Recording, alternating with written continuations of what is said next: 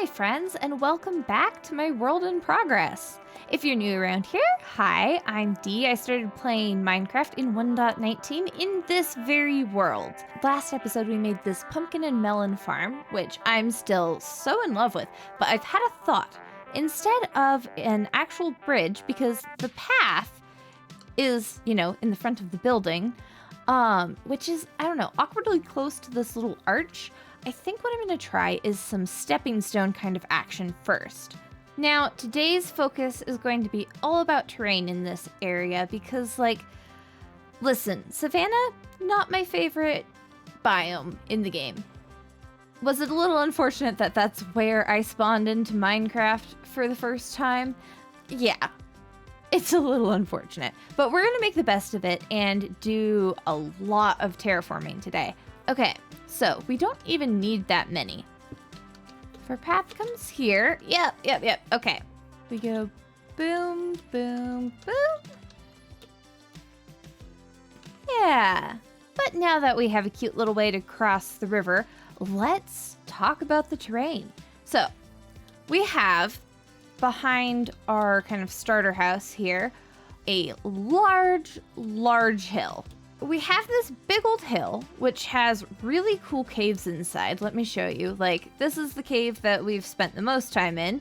But we can kind of fly through all of here, and it keeps expanding. I have ideas for kind of how to integrate these into the lore of this world and all of that good stuff. But what I'm thinking is we have all of this really flat area here. What if we just started building up plateaus all the way up to the top of this hill and really terraformed, built up a mountain basically in this back area. Tall order. I know. It's gonna be a time. Now, I have a whole bunch of lore about this terrain. A lot of it is going to be very broken up, kind of fantasy-esque, these kinds of arch things, floating rocks, stuff like that. And the lore is that this area of the world has kind of had almost a nuclear fallout kind of thing. The terrain took a pounding through some natural disaster. It got super broken. It got super suspended in the air, stuff like that. So obviously there's a good deal of fantasy and magic involved here too. In this mountain, kind of set into it, eventually I am thinking we're going to build some kind of solar punk, cyberpunk-ish lab. And they're specifically researching water. Water is going to be really important in this area because obviously this area is, let's put on my wings. Obviously this area is very much becoming a farming area, right? We're covering a lot of the savanna with fields. With how dry the savanna is, obviously they had to figure out some systems for reclaiming water, and this is kind of an experiment for how to restore the whole world. So that's a lot of the lore behind this thing. And because of this broken up terrain vibe, we're gonna have a lot of parkour focused stuff. I've expanded this area of the river from what it originally was, and we'll expand a little bit more, I think, as in digging down, because I don't like how shallow it is. But this is going to become a harbor. We'll have a little bit of a boat dock kind of area. This is very much the center of our world. This is our world spawn. So we're going to put so much time and detail into this thing. Now, I have gathered a lot of materials. I have barrels full of a variety of wood right now. A lot of wood. Sheesh. Brown mushrooms, sandstone, heck, even coral. Packed mud over here. We've got dripstone, and there's plenty of barrels waiting for more. I think I need more mud. I'm going to need a lot of different dirt types, and that's what I'm a little bit worried about. So what I'm thinking is, here, we just kind of build a giant cube of moss, and we grow spruce trees. And that's kind of the whole thing. Let's start this off. And this way I'll get a ton of spruce wood, too. There we go. And if we do that side, okay, so we get a lot of it. We should probably do the full, 4 corners. And it just is the one layer. Excellent. Okay, cool. Well, I guess it's time for me to do some farming, and I will bring you back when I have the materials that I need. Okay, I have gathered a bunch of different materials, and our barrels over here are much more full of just lots of different things. So there's a couple of things that I want to start with. I want to put in some paths and lay those out. And I also want to play with my little plan for this particular area. What I'm going to do is I'm going to have some floating islands that are parkourable. Now, I've been getting into parkour a little bit. It's been a lot of fun. And I want to include it in my worlds. And so we have this path that like goes through this hill over to the original like starter area of the world. And it's its own ugly little self, you know, a reminder of things that once were. But once we get through here, this is where everything starts changing. We have a path that's going to go all the way over to about here, and then we parkour across to that little area right there. Let's start with these floating islands just because I'm thinking about them. They're what's in my head right now. So what this is kind of going to end up looking like is we're going to be making kind of a muddy bottom, muddy, stringy, kind of, you know, rooty bottom, like it's been pulled up out of the lake below it, and then our more like normal terrain on top.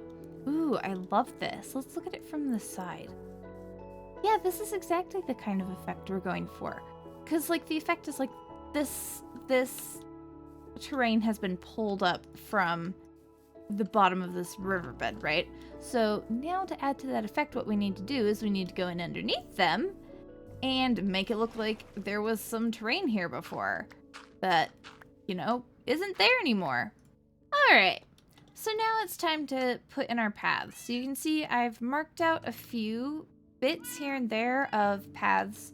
So we have kind of this orange terracotta in the middle, red sand/sandstone, and then all the way out to this pumpkin and acacia kind of area, and then it kind of fades off into coarse dirt from there. Oh my gosh, they're back again! Oh, these guys really don't know when to quit. Go away, go elsewhere. Oh yeah, look at that. That looks so nice. Yeah, I think the boundaries and the edges of things are kind of the really important parts to start. Hello, buddy. These are the really important parts to, like, starting out this terraforming project, because then we can start filling in the middle with all the different details and fantastical structures and all of that. But we need to find areas for those to stop, you know? Okay. I am really in love with just like the gradient that this road has. I do think I want to continue it a little bit over here. Maybe not as boldly and dramatically. There we go. It's a much smaller version of the path, but I think that's awesome. Now what I think I'm going to do is I'm going to pile a little bit of leafage along them. Just a little bit here and there. Now that we have paths, I think the next set of things that I want to do is the water's edge. That's kind of the next step in getting the borders that we can start filling in. So obviously on this side of the river, we've done a little bit of this. And now I just want to take it over to the other side of the river.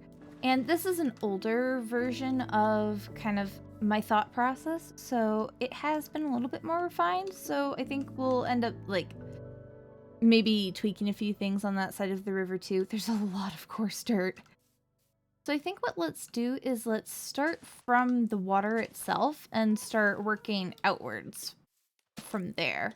So if we have our birch leaves and our mangrove roots waterlogged along the edge, then we start coming in and adding some of our muddy mangrove roots around. At the end of the day, I think I'm going to use a lot more of a green color palette over here than the coarse dirt that I have along a lot of this. I really like how the podzol in the jungle kind of transitions us back into the savanna. It's like, oh, things are drying out, getting desolate and gross here again. All right, let's look at this from the bridge. Obviously, we don't have anything like grass in here, or I want to add more sticks and stones and things like that. Ooh, I really like both sides of the river, actually. I think the moss obviously gets the whole like river idea across. I wonder if we even added a little bit more coarse dirt. Coarse dirt is quickly becoming one of my favorite blocks for this area, which is a little concerning, not gonna lie. All right, we've got some signs, we've got some carpets, we've got some buttons and pressure plates. Let's add the details. Yeah, I love that one. I love that particular detail. It's a good one. Add a bunch of my favorite little guys around. I did warn you all last episode that I was going to be insufferable with these firefly bushes. I don't know what you're complaining about. Oh, I'm a big fan of this. This looks so nice. Now I just got to do it 100 times more around all of the rest of this area. Alrighty. Well, we have beautified the edges of the water all around here. We've done all of this area and we extended it all the way over to this area too. We stopped right there, which is gonna be another project for another day. So what that means is we can go ahead and start adding more actual terraforming to this place. And if my voice sounds a little weird, I got sick like a week and a half ago and my voice still is weird and post-sick, so, you know, yay school year. Now, I have a couple of spots where I have specific thoughts about what I want to add. This is one of them. I have a very, very specific vision in my head for this particular spot. The other one would be this area where we have kind of the water's edge that then backs right up to this crack in the ground. And I think I want to start with the crack just because it's going to give us a really good vision for what a lot of this area is going to look like. The vibes we're going for, you know? So as far as our like terrain goes, we are having a lot of like stony faces and things like that, but we're still going to follow a lot of the vanilla terrain stuff in that there will be a layer or two of dirt on the top. And that's where we put in kind of our topsoil details. So we talked a little tiny bit about the lore and that the land is like broken up from major catastrophes, I don't know, meteors, earthquakes, stuff like that, you know? And so there's going to be a lot of like floating islands and things like that. There's really going to be two main types of terrain structures. There's going to be the stuff that's like the cracks in the ground, like this one, and then things like a few floating islands here and there, you know, nothing crazy.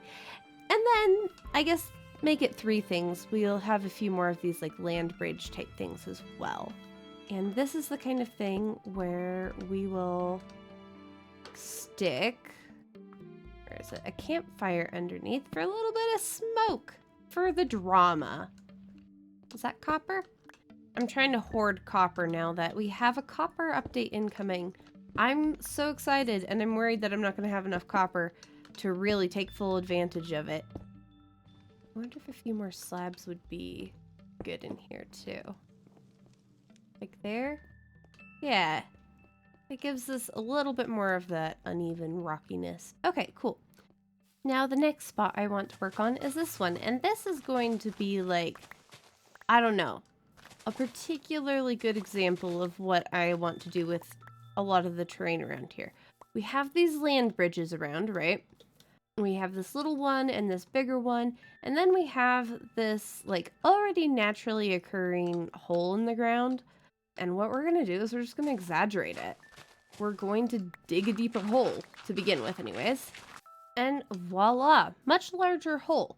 We do need to like come in and fill it in with things like stone types and all that good stuff.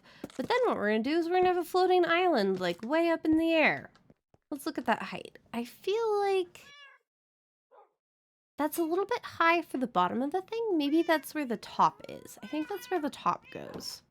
We don't necessarily have to make it exact to the dimensions of the hole underneath.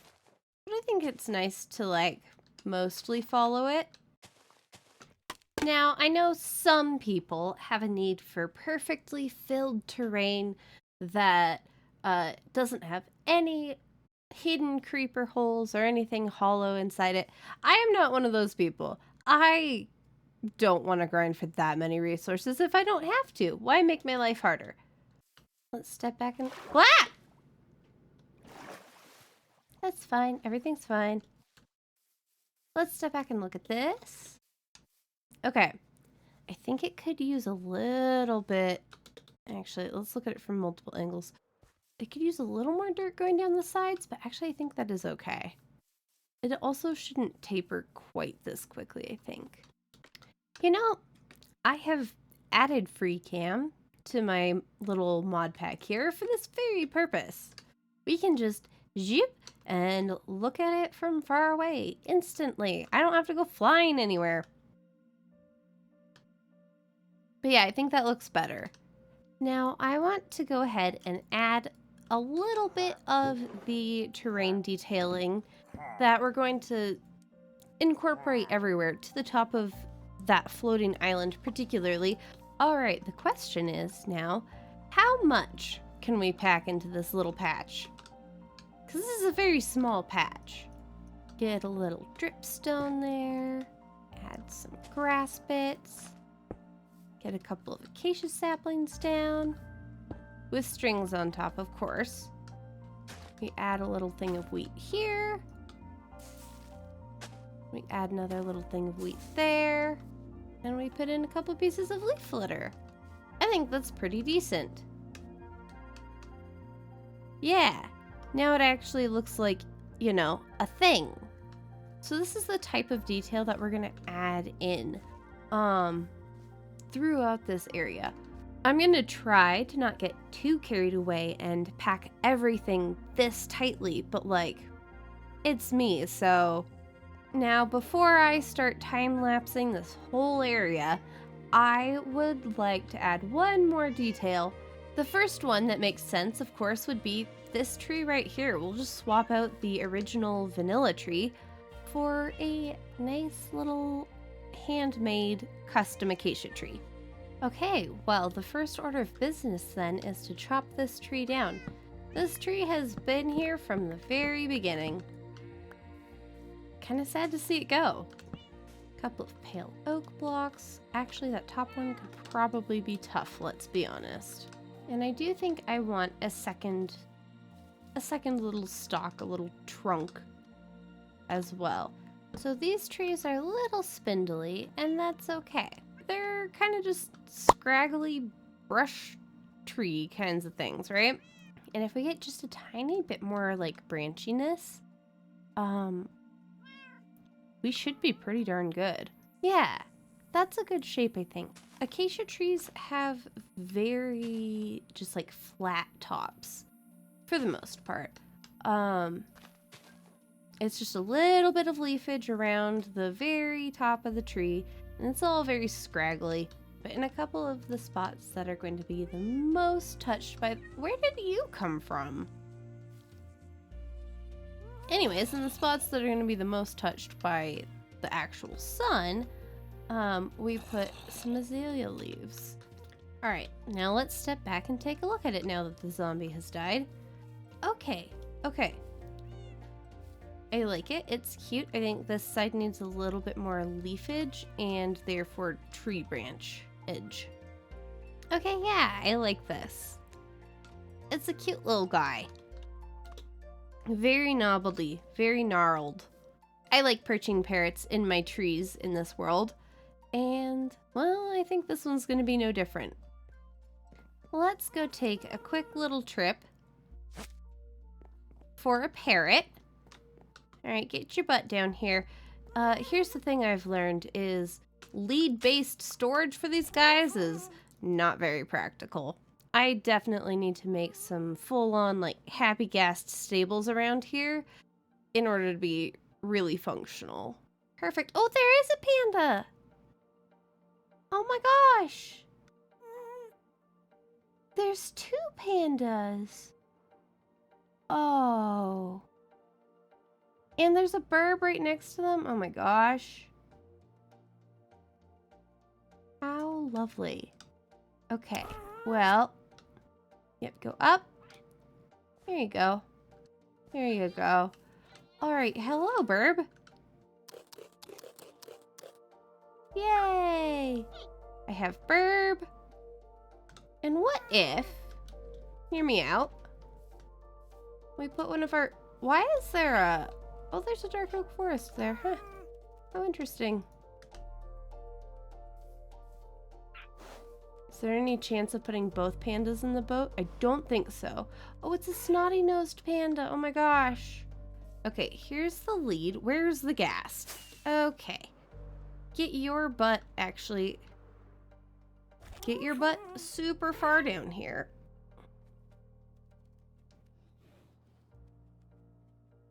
As far into this jungle as we can go. Awesome sauce. So now, I leash the boat, I sneak leash that. There we go. Awesome. Ferret reach? Can we pick up the other panda with the boat at the same time? I don't think we can. But, you know, it was worth a shot. All right. I think this is our first official mob transport using the Happy Gast. Oh, birds in the boat. That works out, actually. There we go. Alrighty. Now the next question is, what the heck is the order of operations for undoing the boat? Let's... Ah! Not that! Oh my god. Bring them back!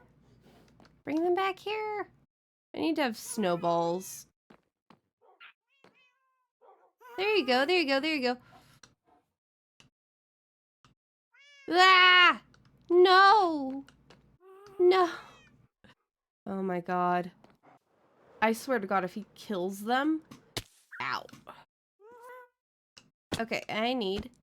There we go. There we go. Excellent. Cool.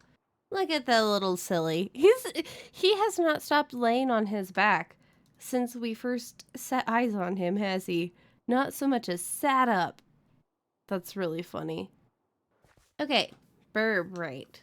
That's what we were here for. That's what we were doing all along. I'm actually kind of envisioning him over here. You know what? That works. Okay, well, this is some lovely starts to our terrain, and now I guess it's my turn to just knuckle down and build.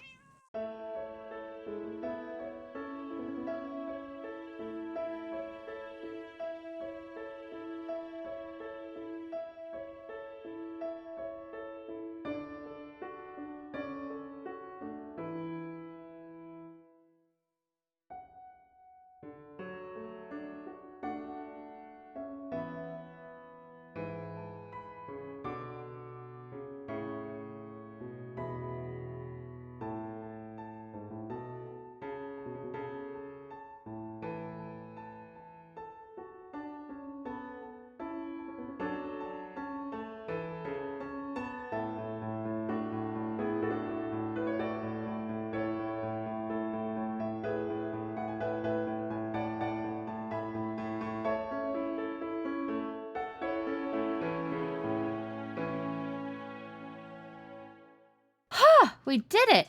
That was a surprising amount of work for this relatively small space.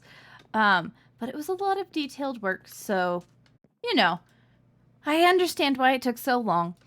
And I love the result. Big fan of this. Like, look at it! Look at it! It's so full of life. In a weird, growing back after an apocalypse kind of way. I love how the floating islands suggest some presence of magic, right? This is fantastical, even though, you know, my whole lore reason for them is a natural disaster. There's so many tiny details and so many big details, and I'm just really, really, really happy with this. So we got the terrain built all the way out to the fields and kind of to the gazebo area. I didn't go past that because I'm still debating where the fields are going to end over on this side. Plus, This whole area is its own project for later, not today. Not doing that. We've spent so much time on this episode already. I'm having feelings about this tree right here. I'm not entirely convinced by it yet. And I love the tree. I love how the tree looks when you're up by it. It's really cool. It's scraggly and tall and leans over the shed really cutely. My problem with it is when we come over here and the two different branches, trunks, kind of overlap each other, and it looks like this weird monotrunk from this angle. I'm not a huge fan of that. I might rotate that front one a little bit so that it's not just growing up over, but not right now. Another off-camera project for me. So there are a couple of very, very tiny details that I want to add to this area, which means it's time to take another trip. All right. Time to take a ride on our gasty guests. Both of them this time. If you haven't guessed it yet, we're doing a little bit of mob transport. We're going to go grab the other panda, you know, for funsies. I don't know where we're going to actually put those guys permanently yet, but like, we'll have them around, if nothing else. And then we're also going to grab a couple of ocelots.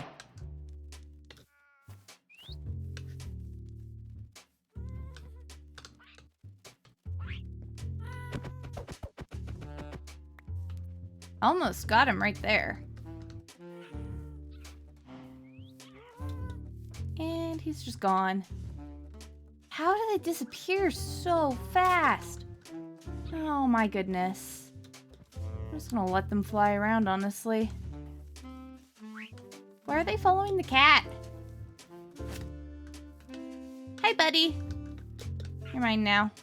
Let's try and get this little guy on a tree.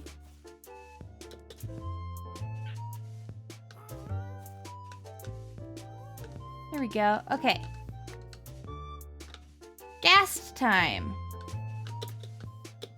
Gasty boys, get your butts down here. Gasty boys? There we go.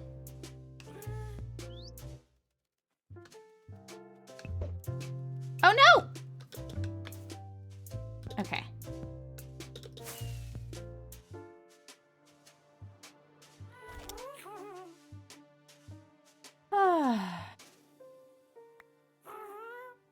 I love the gas. I do love them so very much. I'm so glad they're our only option for transporting mobs long distances now. Okay, can I? Not quite. Let's see if I can't move down any further. Here we go. Okay, so we crouch use and crouch use. There we go. Excellent. Cool. And then up we go. Oh my god! See somebody. Oh, is that our panda? I think that might be our panda. How the actual heck are we gonna manage this? Can I put a lead on you? No, I cannot. Okay, there goes another lead. Okay. I can, however, put a lead on the boat. Oh, dear God. Oh, I'm glad you're happy. Look at that. They're so silly. Oh, it's a snotty-nosed guy. Where are my guys? My guys are up there. Oh, for goodness sake. Okay, we gotta be quick. We go boop and boop. Excellent. Oh, their harnesses change a little bit when they have the boats attached. Okay. Hello, my friend. Oh my god. Yep.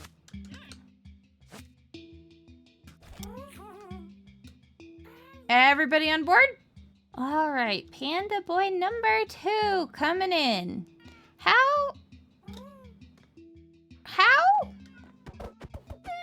Oh, buddy, I'm so sorry. Ah, fair enough. Oh, the scooper did work. And Anyways, the fun fact about pandas is if you hit them, they will attack you at exactly one time. Okay, so happy ghasts also have a home function. So I'm gonna leave that guy just like flying around and see how much he wanders. Because supposedly they only wander about 32 blocks from their home.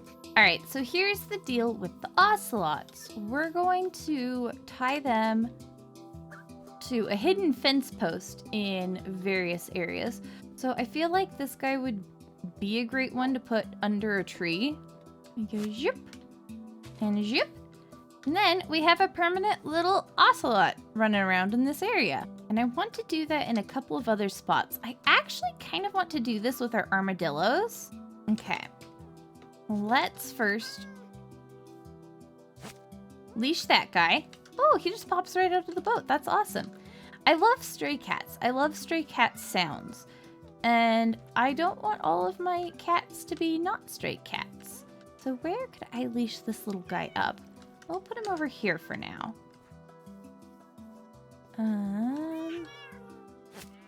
There we go. You can hang out there, buddy. Ah, there's so many critters around here. Oh, God. The lead broke and the cat is gone. How? I don't understand leads. Leads break really easily now. And it's really annoying. I am not a fan.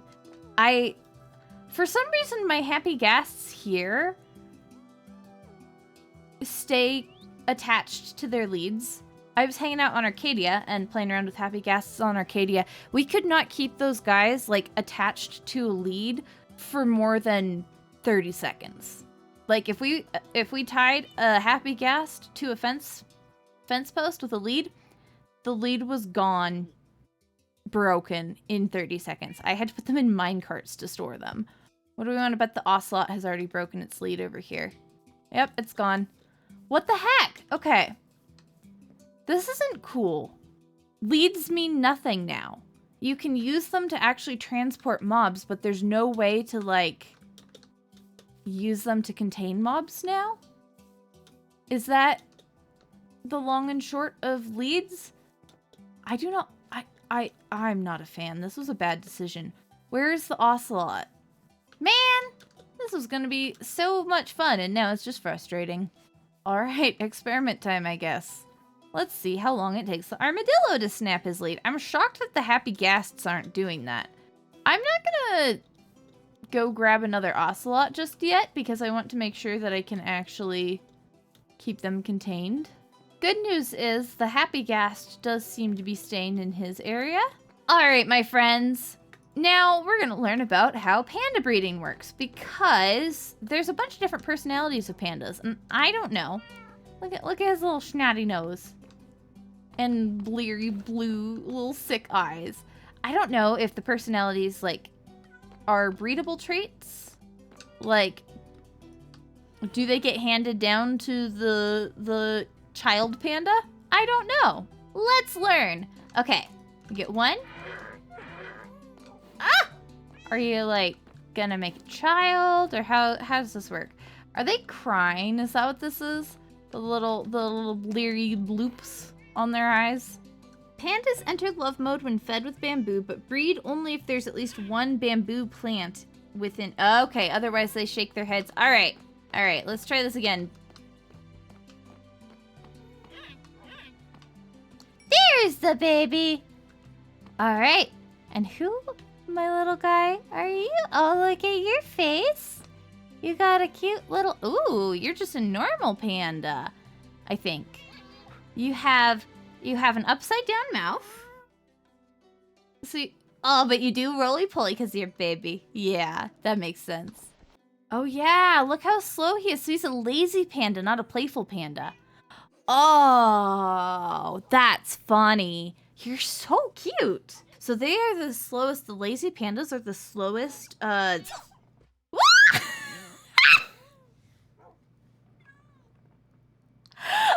see that! I just saw the aftermath! I heard the cute sneeze, and I saw both of them hit the ground again! That was so funny! What happened? That was the cutest sound I've ever heard.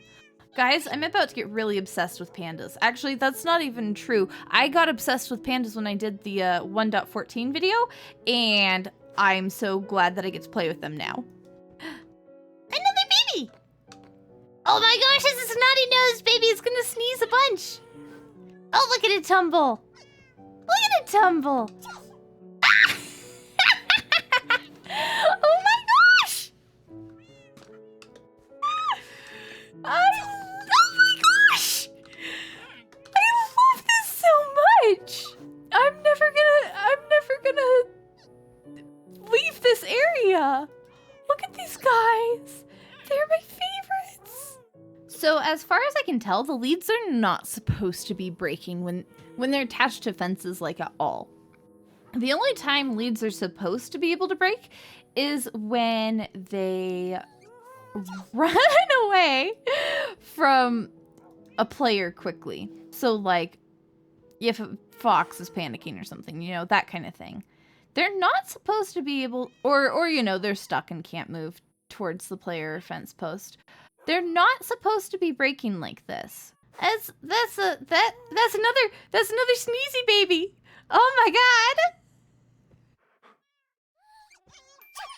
I have so many sneezy babies. I want them to stay babies forever.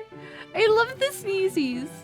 Anyways, don't forget to like the video and subscribe either way to, you know, see what comes next and keep hanging out here making this world better. I'm so glad that we're finally fixing up this Savanna. We will get to this back area at another time. I have had enough of terraforming for the next month or so, I think. But for now, we've made great progress and I'm excited to keep it moving. I will see you all in the next one. Bye!